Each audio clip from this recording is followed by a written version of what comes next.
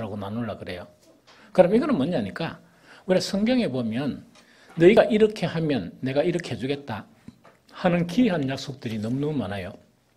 그 기이한 약속들 중에서 가장 중요한 말씀이 말씀과 연관된 말씀이에요. 말씀과 연관된 말씀이에요. 그런데 그 참 신기하게 이게 뭐냐니까 이 말씀과 연관된 말씀인데 너희가 이 말씀에 이렇게 하면 너희에게 이런 것이 나타난다. 내가 이렇게 주겠다 이랬는데 문제는 뭐냐니까 10년 교회 다니고 20년 교회 다니고 평생 교회 다니도 대부분의 사람들이 그 약속된 것을 하나도 얻지 못하고 죽어버리는 경우가 있어요. 그래서 그런 부분이 상당히 안타깝고 안타까웠거든요. 그래서 오늘 그런 부분에 대해서 해답을 완전히 제공해 준다 그러면 불가능해요. 참 고민하고 고통하고 또 정말 그 앞서 연구한 그런 분들 있죠. 일평생을 통해서 고민하면서 연구하고 하면서 자료를 남겼던 그런 부분들 이랬지만 오늘 또 한 가지 어떤 단서만 제공해 주지 그것을 완전히 뭐 해결해 줄 수 있는 부분은 아니에요. 그런데 성령께서 여러분들을 도와주시면 그 한 단서가 즉 하나를 가르치면 뭐 100을 안다 하듯이 그게 뭐냐니까 이 성령께서 지혜를 주시면 한 가지 단서가 확 밝아져 버려요. 희한한 현상이 일어나요. 그러면 이때까지 누리지 못하는 것을 누리게 되어 있어요. 오늘 본문 이거는 예수님이 말씀한 것이거든요. 뭐라고 말씀하신다고 하니까 너희가 내 안에 거하고 내 말이 너희 안에 거하기만 하면 너희가 기도한 거 다 들어줄게. 얼마나 놀라운 겁니까? 얼마나 놀라운 겁니까?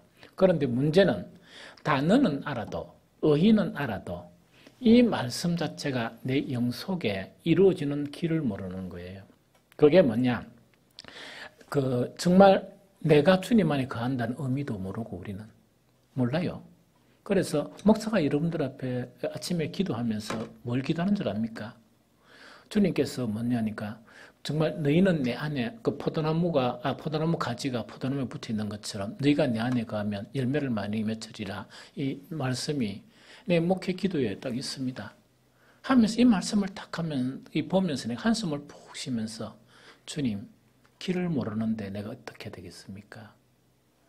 열매가 맺히기를 간절히 소원하지만 내가 주님 안에 거하는 그 길을 잘 모르겠는데 내가 이 목회를 해도 그 길을 물론 어느 정도 뭐 그런 부분은 확보하고 있지만 그걸 완전히 잘 모르겠는데 어떻게 이것이 가능합니까? 그래서 기도하는 것이 뭐냐? 어린아이처럼 기도해요. 정말 주님의 빛과 주님의 진리를 나에게 보내주셔서 내가 정말 주님 안에 거할 수 있도록 나를 이끌어달라 하는 그 기도를 하거든요. 그래서 여러분들이 말씀 자체를 들었구나 하는 것하고 이 말씀이 내한테 역사하구나 하는 것은 천지차이예요. 천지차이거든요. 예수님이 거짓말 하시겠어요? 예수님이 어떻게 거짓말 하시겠어요? 그런데 기도 응답을 모두 받을 수 있는 것은 이렇게만 받을 수 있어요. 뭐냐느냐? 우리가 주님 안에 가고 주님의 말씀이 우리 안에 거하면 우리가 구하는 모든 것을 다 들어주겠다. 이만큼 큰 축복이면서도 말씀이 우리한테 거한다는 것 자체가 난해하고 어렵다는 것을 주님께서 우리에게 가르쳐 주시는 거예요. 이게 그냥 우리가 뭐 설교를 듣는다, 책을 읽는다, 이런 것으로 이루어지는 건 아니다는 그 이야기죠. 아주 신비한 것이라는 이야기죠. 또한 성경에서 보면요. 놀라운 그런 일들 자체가 전부 다 말씀하고 연관되어 있어요. 골로새서 3장 16절을 보면 그리스도의 말씀이 너희 속에 풍성히 거하여 모든 지혜로 피차 가르치며 권명과 시와 찬송과 신령한 노래를 부르며 감사하는 마음으로 하나님을 찬양하고 이래 되어 있어요. 이건 아마 천상교회에서는 흔히 있는 일이다 하는 생각이 들어요. 우리가 이제 여기서 고생하다가 즉 전투하는 이 지상교회에서 막 이래 싸우다가 천상교회 가면요. 우리는 전부 시인이고 우리는 모두가 뭡니까? 천사들이고 우리 입에 나오는 거는 뭡니까?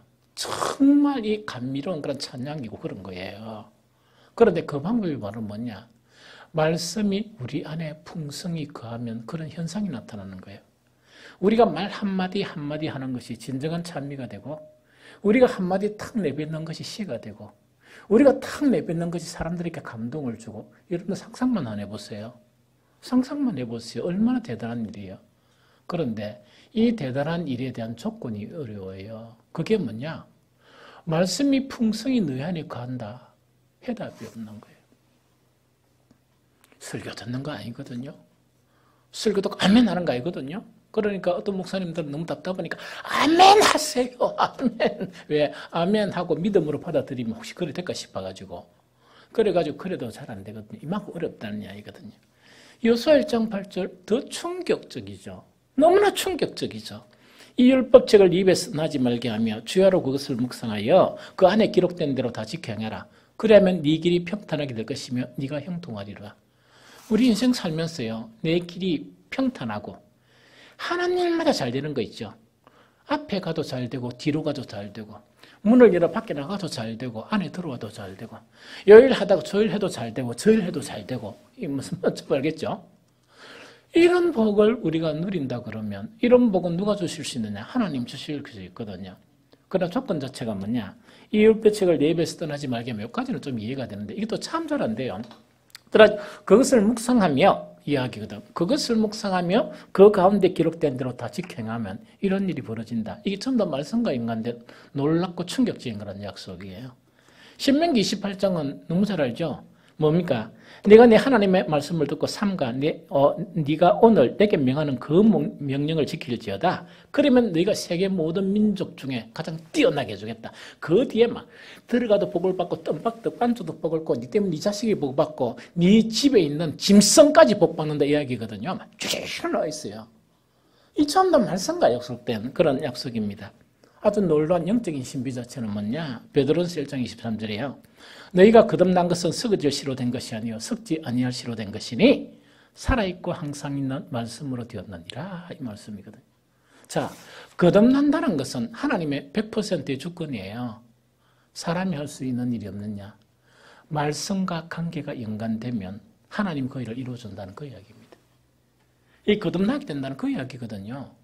그래서 그 성경 안에는 뭔가니까 이 말씀과 연관된 그런 놀라운 것들이 많은데 이것만 탁 우리가 이해하고 이것만 탁 붙들기만 시작하면 이 모든 약속들이 하나씩 하나씩 풀어지는 거예요.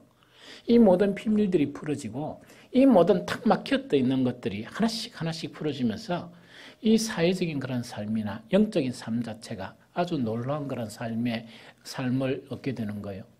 그래서 요한이 이야기한 것처럼 뭔가니까 정말 영혼이 잘 되는 그런 복도 누리고 범사에 잘 되는 그런 복도 누리고 건강까지 이렇게 보너스로 받는 그런 복을 누리는 것이 말씀하고 연관된 그런 부분이다 하는 그 이야기입니다. 그래서 이거는 너무 중요하고 너무 중요하거든요. 그런데 말씀 자체를 계속 듣고 말씀 자체를 계속 이렇게 이렇게 하지만 비극적인 결과도 나타나요. 앞에 지금 열거한 거는 축복에 대한 부분이에요. 비극적인 부분이 뭐냐? 한 두 가지만 고르면 요한복음 8장 32절 나도 너희가 아브라함의 자손인 줄 아노라. 그러나 내 말이 너희 안에 있을 것이 없으므로 나를 죽이려 하는도다. 이거는 뭐냐니까 이거는 쉽게 하면 이야기다. 그죠? 오늘 날 같으면 주여 나는 그리스찬입니다. 나는 하나님의 백성이고 나는 주를 믿나이다. 이래 이제 하는 거예요. 그렇게 신앙 고백을 자기 스스로 하는 거예요. 그런데 말씀 자체가 그 영혼 속에 거할 공간이 없으면 어떻게 되는가?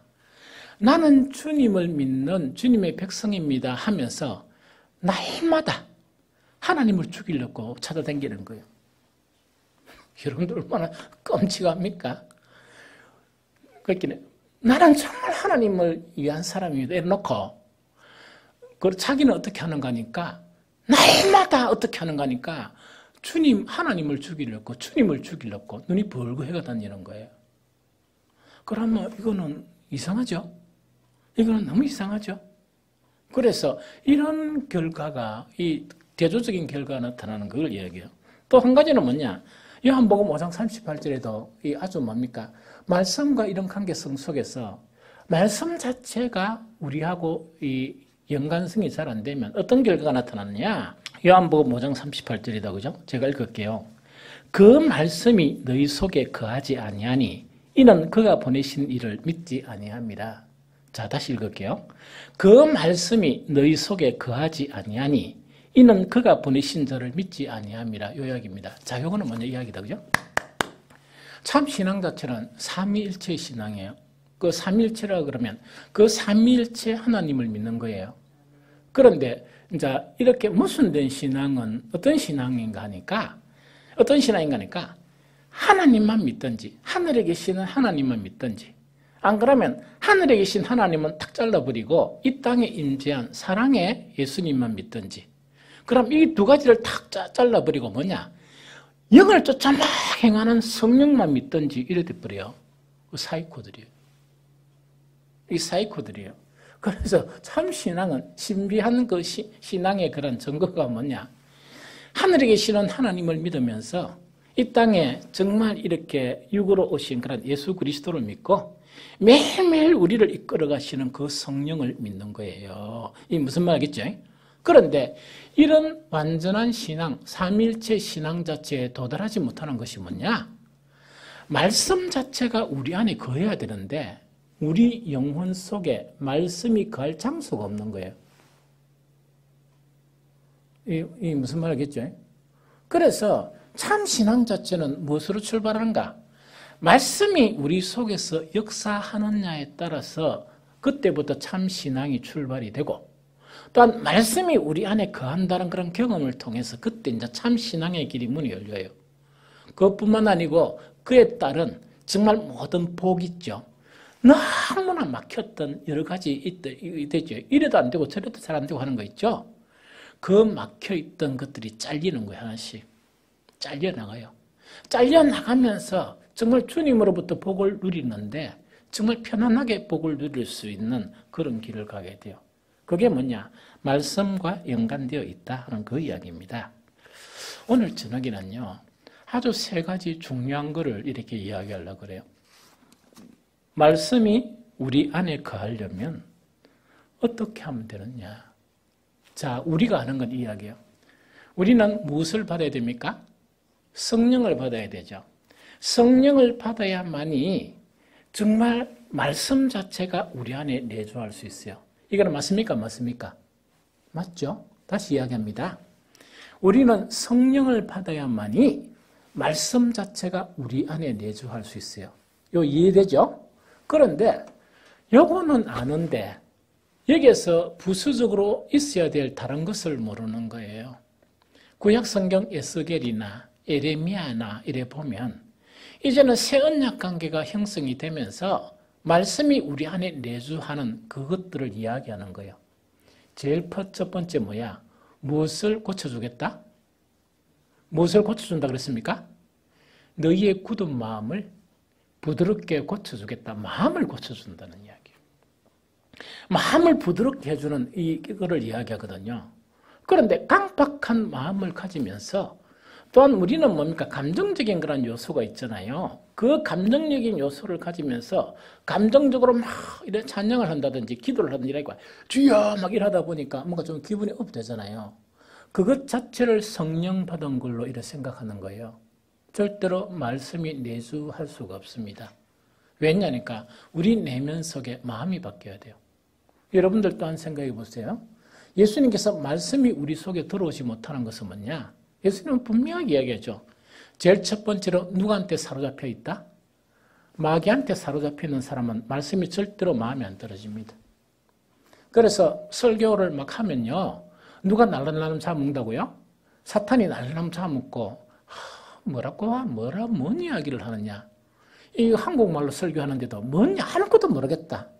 아무리 들어도 아무것도 모르겠다. 그거는 뭐냐니까 악한 영에 사로잡혀 있다 그래요. 두 번째 뭐냐? 우리 마음속에 가득 찬 것이 내가 어떻게 먹고 살까? 어떻게 세상에 이렇게 먹고 살까?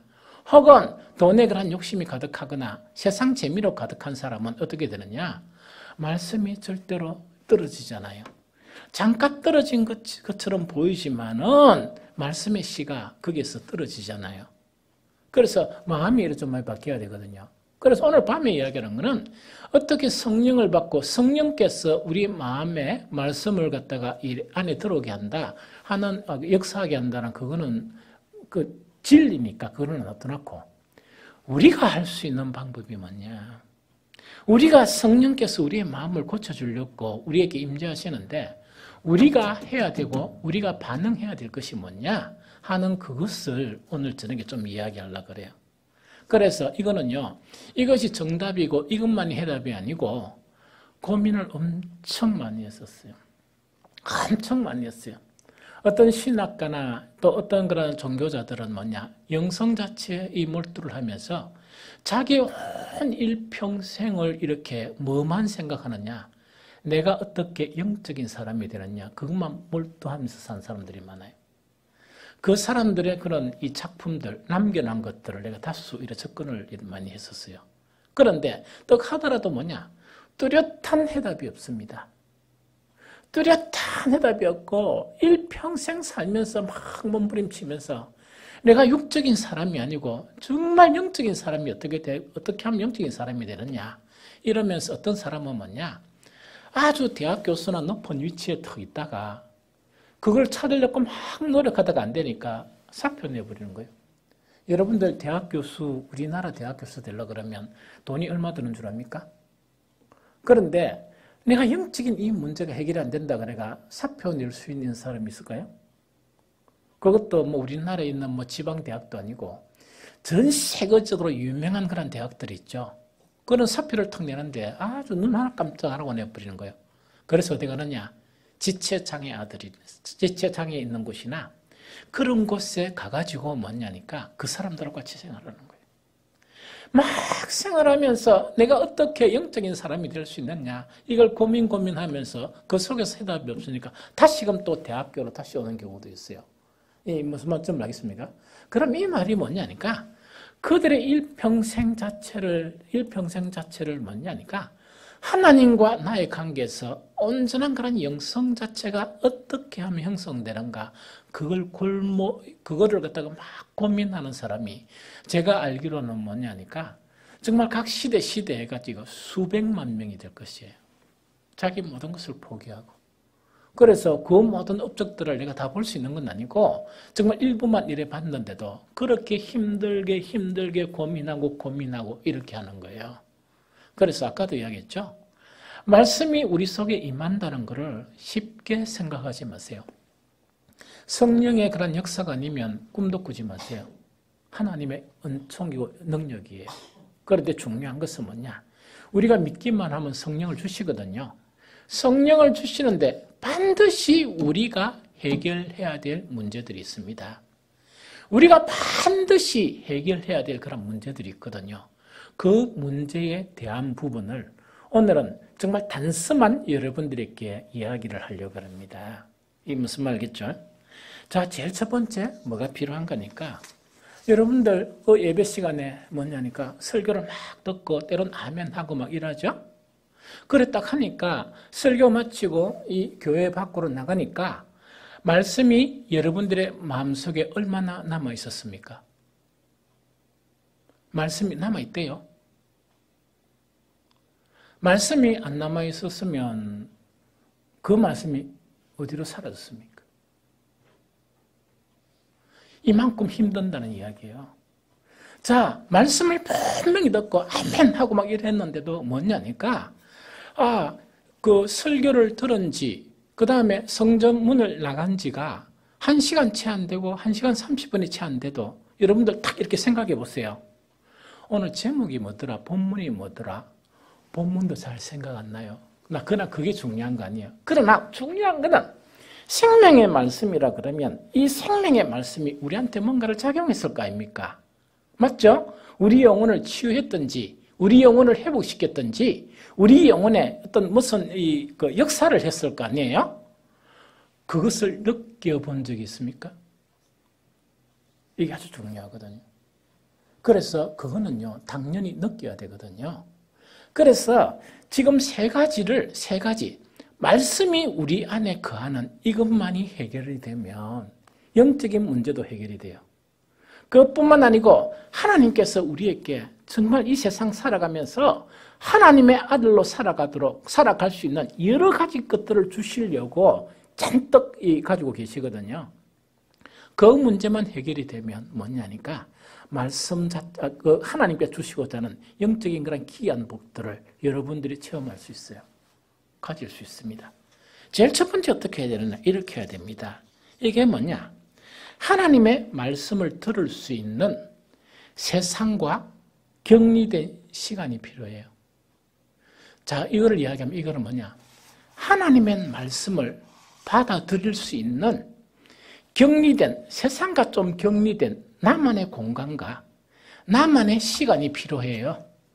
이게 무슨 마음인지 알겠죠? 그러면 이걸 갖다가 이 기도에 대한 부분을 이야기하면서 마태복음 6장 6절에 예수님이 뭐라고 말씀하시느냐? 말씀 자체는 하나님이 나에게 말씀하시는 거고, 기도는 누가 누구에게 말하는 거라고요? 내가 하나님께 말하는 거죠. 그래서 마태복음 6장 6절에서 참된 기도 자체를 이야기하면서 너희는 기도할 때 네 골방에 들어가 문을 닫고 은밀한 중에 계신 네 아버지께 기도하라. 은밀한 중에 보시는 네 아버지께 갚으시리라. 이렇게 되어 있습니다.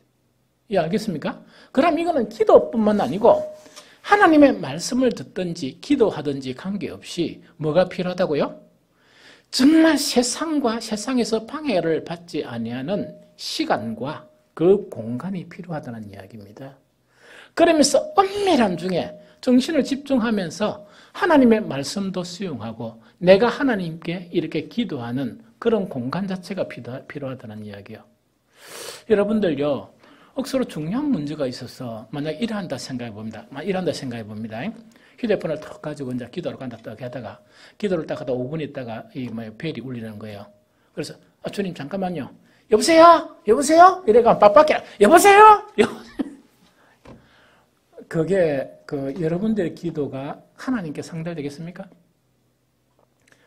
여러분들이 모처럼 하나님의 말씀을 떡 들으려고 떡 하는데, 그렇죠?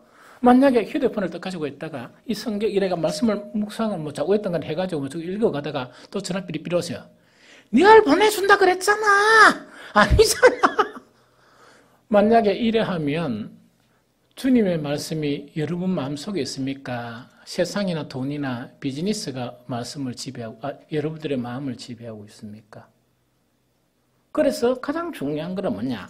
개인적인 그런 공간인데, 이거는 방해받지 않는 그 시간과 장소를 의미한다는 이야기죠. 이게 무슨 말이겠죠? 그런데 이거를 갖다가 영성가들, 아까 이야기 주제가, 이 영성가들은 막 영성가들이라고 그 대표적인 신학자들이 쭉 이래 있습니다. 옛날 그 예수님 그 이후부터 해가지고 고대부터 쫙 이렇게 연결이 되어 나와 있거든요. 그분들 자체는 수세기를 걸쳐서 정말 이렇게 있답니까? 이 골방 있죠, 골방. 방해받지 않는 주님의 말씀을 수용할 수 있는 그 공간이나 시간 자체를 뭐라고 표현하느냐? 고독이라고 표현해요. 고독. 그래서 혹시 이 목양실에 여러분들 온 사람이 있는가 잘 모르겠지만, 목양실에 딱 오면은 제가 딱 이렇게 글을 붙여놨어요. 그게 뭐냐니까, 외로움에서 고독으로. 그걸 붙여놓은 거예요. 외로움에서 고독으로 이걸 붙여놓은 거예요. 즉, 중요한 거는 뭐냐니까, 혼자 있는 외로운 시간인데, 외로움을 느끼지 않고 정말 하나님의 말씀을 들을 수 있는 그 시간이 어떤 시간이냐? 고독의 시간이에요. 그렇게 영성가들이 표현하는 그런 부분이에요. 그러면 쉽게 이야기하면 뭐냐? 왜 현대 사회에서 하나님의 말씀이 우리 내면 가운데 거하지를 못하느냐? 하나님과 나 사이에 하나님의 말씀이 내 영혼 속에 들어오도록 차단된 시간과 공간이 없습니다. 이게 무슨 말이죠? 너무 살아가는데 바쁘고 자식 키우는데 바쁘고 다 바쁘다는 이야기입니다. 그래서 어디까지 그것을 가져오느냐? 예배 장소에까지 가져오는데, 몸은 가져오는데 성공했는데 마음을 비우지 못하는 거예요. 마음 자체를 주님하고 이렇게 탁 접근을 못하는 거예요. 그러다 보니까 하나님 편에서 본 거는 뭐냐? 성전에 마당만 밟는 자들아 물러가라. 그 이야기입니다. 하나님께 얼굴만 보이려 성전에 오는 자들아, 이런 예배를 없애버려라. 윗선적이고 정말 외식적인 그런 예배를 더 이상 하지 말라 하는 것이 하나님께서 구약 선지자를 통해서 논의 하신 말씀이에요. 그래서 여기서 가장 중요한 그런 부분 자체가 뭐냐? 내가 사는 일상을 통해서 정말 하나님과 이 내 관계에서 전적으로 하나님의 말씀을 내가 수용할 수 있는 그 공간을 확보하는 것, 그 시간을 확보하는 게 중요해요. 그런데요, 이 시간 확보 자체가요, 훈련이 안 되면 절대로 안 됩니다. 기도할 때 어떤 사람이 이렇게 이야기하죠. 모처럼 기도하려고 탁 했는데 자기는 엄청 기도해가 시간을 보니까 몇 분 지났다요? 5분 지났죠. 그래서 막 온몸이 비틀리는 거예요. 이렇게 온몸이 비틀리는 거예요. 여러분들 목사 누누이 이야기해서 잘 알죠. 혼자 있는 시간을 많이 가지거든요. 혼자 있는 시간을 많이 가지는데 기도만 하는 게 아니고 묵상이나 말씀하는 시간을 참 많이 가지거든요. 많이 가지는데 목양실에 탁 앉아가지고 혼자 있는 시간을 가지죠. 처음부터 그래 가질 수 있는가? 그게 아닙니다. 처음에는 딱 가지는데 10분을 갖다가 말씀을 묵상할 것도 가지면 뭐냐? 어떤 집사 괜찮나? 전화하는 거예요. 괜찮나? 그게 사역입니까? 사역 아닙니까? 사역이죠? 그러나 사실은 문제 있는 사역이에요.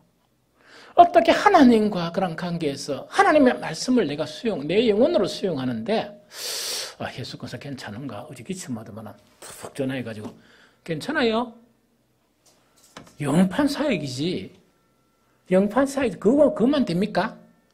딱 해가 뭔가를 있다입니까? 목양실에 딱 앉아있다가 끔수를 만드는 거예요. 왜?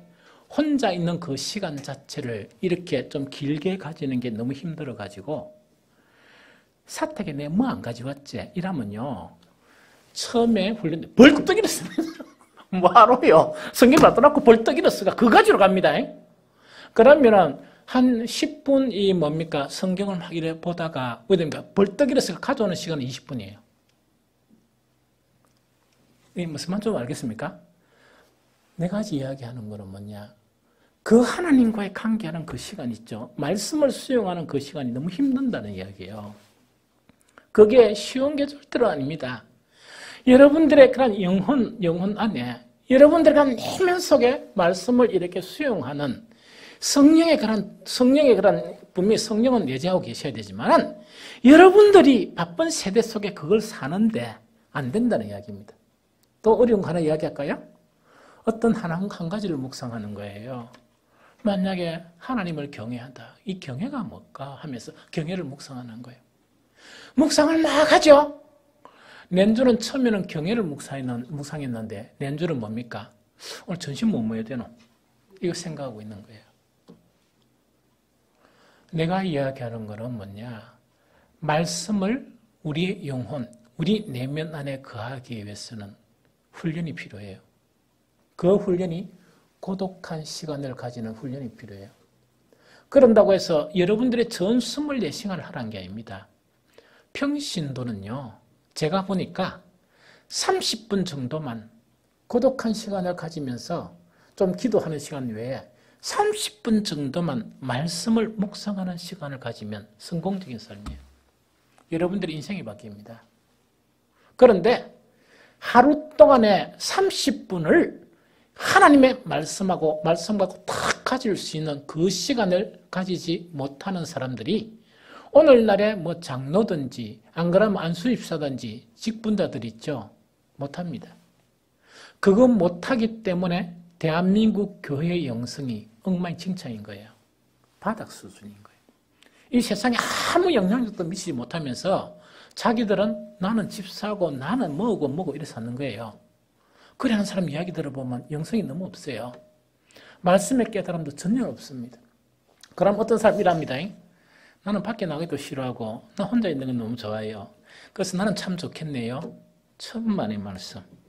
혼자는 앉아 있어요. 혼자는 앉아 있는데 제가 이야기하는 요 이야기가 되면 영혼이 이미 안 좋은 상태예요. 스마트폰을 딱 가지고 있다가 그 스마트폰을 5분 정도 보면 머리가 띵하고 영혼이 안 아픈 사람은요, 병든 사람이에요. 스마트폰을 또 혼자 있죠? 스마트폰 혼자 있다가 가지고 이거 한 10분 정도 할 수 있으면요, 영성이 대단한 사람이 아니고 세상적인 속성이 대단히 강한 사람이에요. 세상적인 재미가 강한 사람이고 세상이 뭡니까? 그를 지배하고 있어요.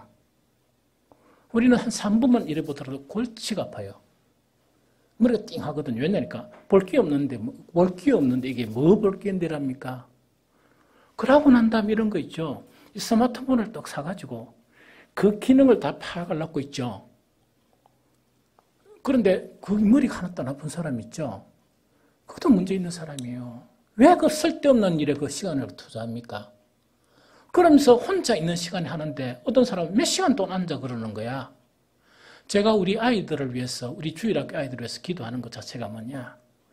영혼을 파괴시키고 인간성을 갖다가 메마르게 만드는 스마트폰이나 게임이나 성적 지상주의, 이 악한 그것들이 우리 아이들의 영혼을 피해되지 않도록 지켜달라. 안 그러면 다 사이코 돼요. 다 이상한 사람이 돼요. 껍데기 신앙 돼요. 영혼 없는 예배를 드리고 영혼 없는 기도를 하는 그런 사람이 돼요. 지금 아이들 가만히 놔두면 기도 안 하면 안 돼요. 그래서 정말 이게 힘들다는 그 이야기입니다.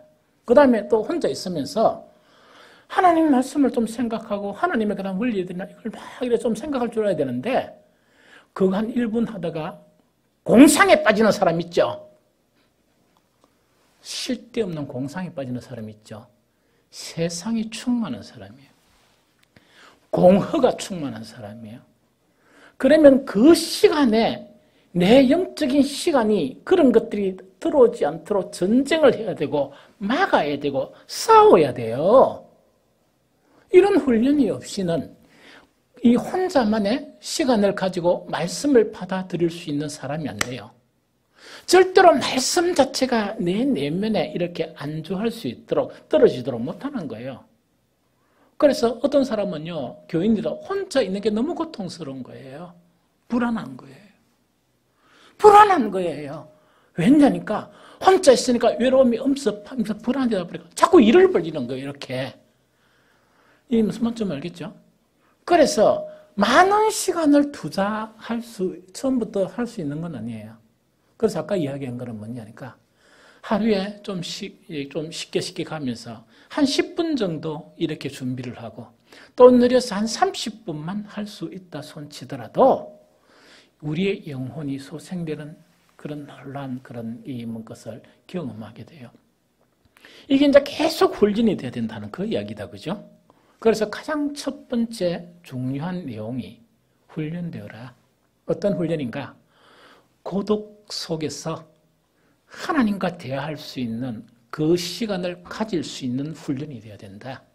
그래서 첫 목표 자체가 한 30분을 이렇게 가질 수 있도록 훈련을 하면 정말 그 자체가 나중에는 한 1시간 이상 됩니다.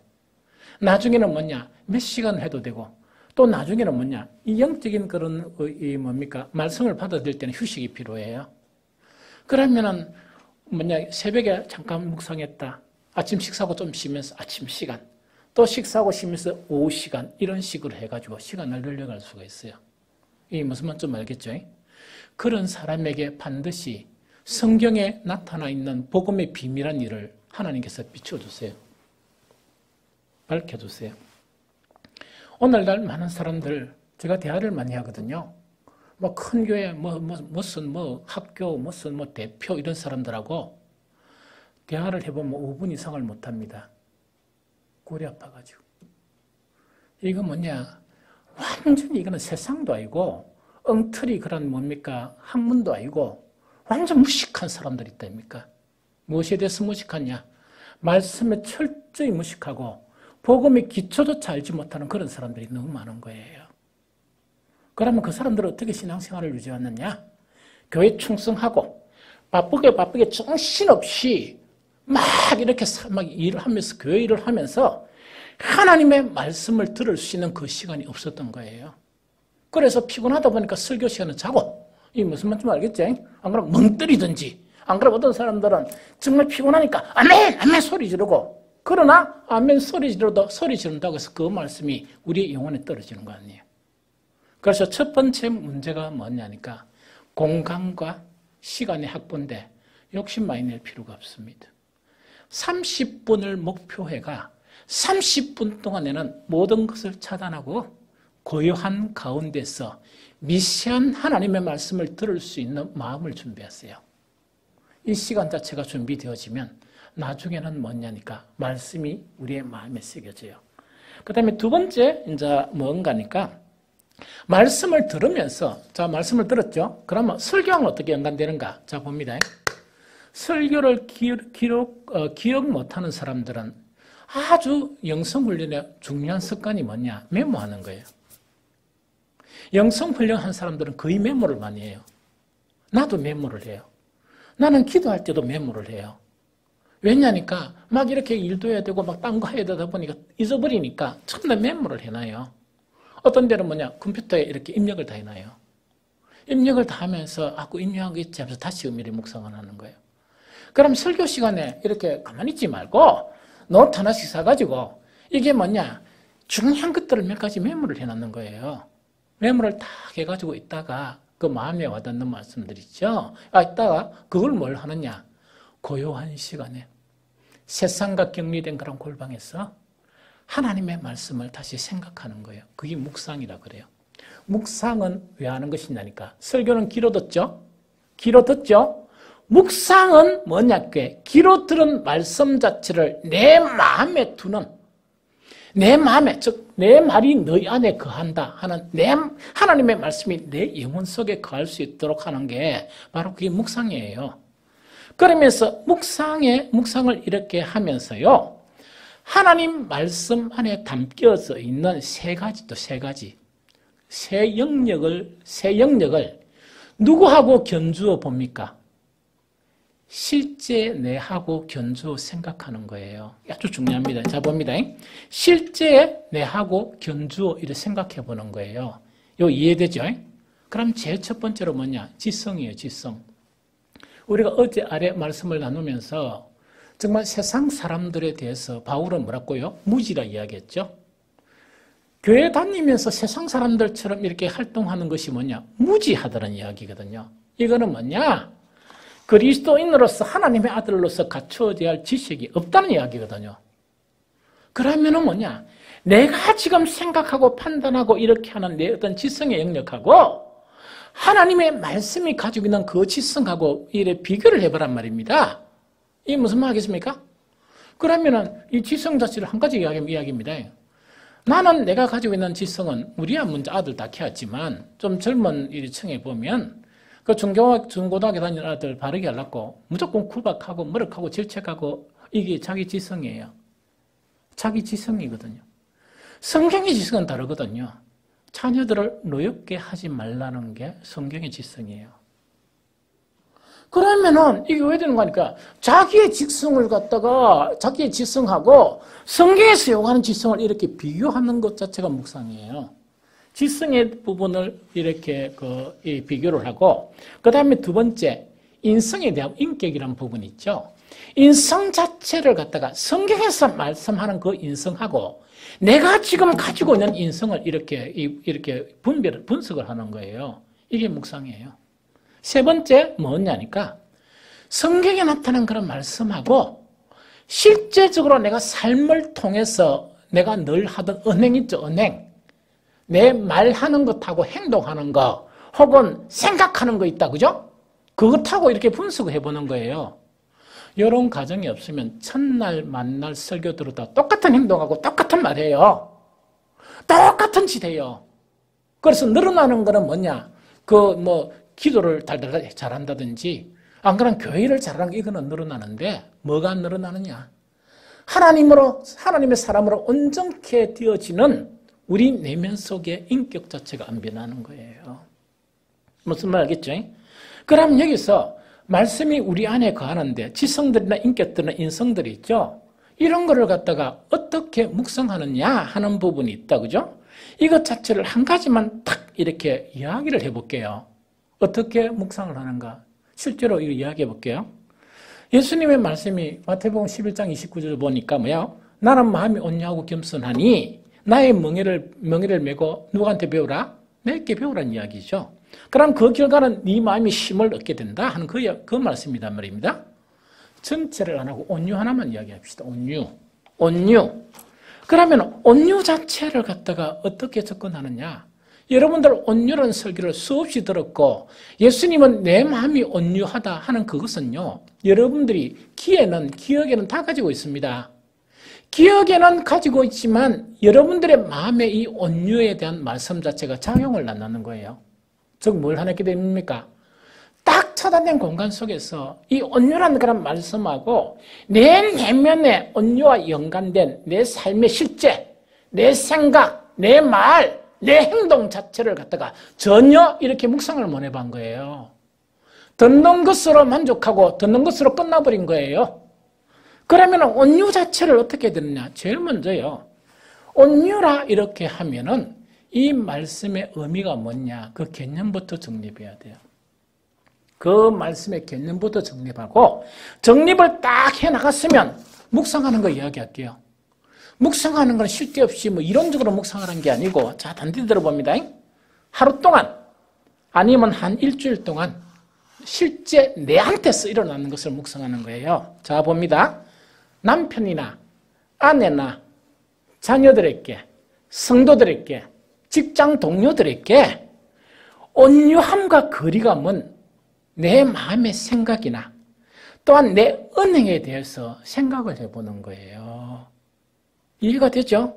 그러면은 생각과 마음의 영역에서 뭐냐? 이야기입니다. 남편과 아내와 자식에게 깊이 생각만 해보면 섭섭함을 가질 필요가 없는데 섭섭한 마음을 딱 가지고 있는 거예요. 그걸 발견하는 이야기입니다. 그럼 그 사람은 뭐냐? 온통 살아가면서 그런 일이 있으면 무조건 섭섭한 마음을 딱 가지고 꽁하게 있었다는 이야기 아닙니까? 그 다음에 아무리 생각해봐도 속상할 필요가 없는 그런 부분에 대해서 반복적으로 지속적으로 그런 문제, 그런 사건만 있으면 속이 딱 이렇게 상해 있는 거예요. 그걸 생각하라는 거, 그게 묵상이에요. 말씀을 마음에 둔다는 것은 뭐냐? 이 메모리를 이야기하는 게 아니고 내 마음 자체에 정말 이 사탄의 속성을 가진 마음 자체를 말씀을 통해서 새롭게 하기 위해서 내 자신을 관찰하는 거예요. 좀 이해가 됩니까? 또 뿐만 아니고 그러면 마음에 숨겨진 그것뿐만 아니고 말과 행동의 영역에서 살펴보는 거예요. 자, 내 남편한테 자식한테 딱 했는데 가만히 생각해 보니까 그런 상황 가운데 온유함으로 그냥 이렇게 받아들이면 되는데 대반이 그런 행동하자 말자 출근하는 남편한테 일 가는 자식한테 또 시험 치러 가는 아들한테 뭡니까? 공격적인 말을 퍼붓은 거예요. 퍼붓다 보니까 뭐냐? 심하게 상처를 주고 자기도 기분이 안 좋은 거예요. 그런 행동이 있었나 없었나 그거 관찰하는 이야기예요. 온유한 말씀 자체가 그냥 요 설교용어로 듣게 되면 절대로 온유한 마음이 형성되지 않습니다. 백날 설교를 들어봐야 형성되지 않고 딱 차단된 그런 순간 가운데 하나님의 말씀과 내 자신을 이렇게 비추어 이렇게 묵상을 해보는 거예요. 생각해보는 거예요. 그럴 뿐만 아니고요. 그럴 필요가 없는데 화를 낸 것이나 그렇게 약간 마음에 꽁한 거는 괜찮지만 마음에 딱 묻어두기는 좀 힘든다 하면 뭡니까? 아가 이제 다녀오겠습니다. 근데 가만히 있어봐라. 다 이거 퍼붓버린 거예요. 무슨 말 하겠죠? 남편이 일 가는데 또 아내가 무슨 일을 하는데 일어나봐라. 콱 퍼붓는단 말입니다. 그거는 행동으로 표출된 사건이에요. 이 무슨 말 하겠죠? 자, 그거를 이제 보는 이야기고 뿐만 아니고 어떤 사람들은 아주 지능적으로 그죠? 목사 설교 들었는데 퍼붓지 마라 하더라 이러니까 왜 합니까? 절대로 안 퍼붓지. 아내가 무슨 말하면 대답을 안 하는 거예요. 그건 더 힘든 거예요. 더 잔인하고 그 다음에 틱틱 쏘는 거예요. 아 이거 뭐 못 봤어요 이러면 그냥 진짜 정확하게 이해가 안 해주고요. 찾아보래 이런 식으로 있다 아닙니까? 악수로 기분 나쁘게 하는 거 있죠. 이게 신혼 때도 그렇고 할매가 다 되어 이렇다 그러면 하나님이 보시기에 그 인간을 어떻게 받아들여야 되겠어요? 그 사람을 어떻게 받아들여야 되겠어요? 이 무슨 말인지 알겠죠? 그래서 여기서 이 뭔가니까 이 말씀을 가지고 하나님과 나 사이에 정말 이 고립된 그런 공간 속에서 이렇게 한다는 것은 뭘 의미하는 거니까 이 말씀을 가지고 내 자아를 이렇게 돌이키면서 발견해 가는 거, 이게 말씀을 내 마음속에 끌어들이는 거예요. 아직 완성된 건 아니에요. 제가 지금 온유 한 가지만 이야기했죠? 온유 한 가지만 이야기하면 모든 영역의 말씀이 다 그렇습니다. 자, 복잡한 거 하나 이야기할까요? 성경 말씀에는 두 가지 지금 온유 한 가지를 이야기했죠? 두 가지 말씀이 있어요.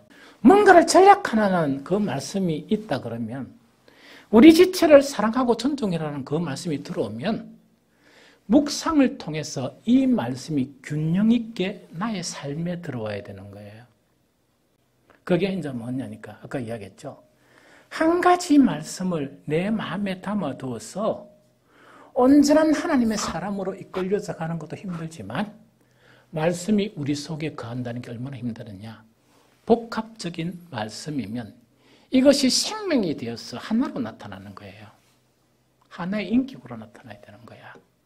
그래서 얼마나 힘들고 어렵겠느냐 이야기입니다. 그래서 오늘 기도하면서 뭘 기도해야 되는 거니까, 말씀이 우리 안에 거한다는 기도를 하면서 우리 기도 제목이 있죠. 제일 처음에 기도 제목이 설교를 들었으면 설교 말씀이 우리의 말씀이 되게 해달라는 그 기도가 너무 중요해요. 이거는 쉬운 기도가 아니라는 이야기라. 이거는 쉬운 기도가 아니고 정말 하나님과의 관계에서 우리가 진력을 다해서 세상과 방해되지 않는 그런 공간을 탁 확보를 해가지고 하나님과의 그런 관계를 가지는 그 방해받지 않는 시간 한 30분이라도 하루에 가지는 것이 뭐냐? 말씀을 우리에게 이루는 가장 중요한 한 방법이다 하는 그 이야기입니다. 그럼 아까 묵상을 통해서 내 자신하고 하나님 말씀을 봤죠? 딱 봤으면 뭐냐니까 이제 뭡니까? 내가 그 말씀과 내 자신을 보니까 정말 내 자신을 슬퍼할 줄 알아야 되는 거예요.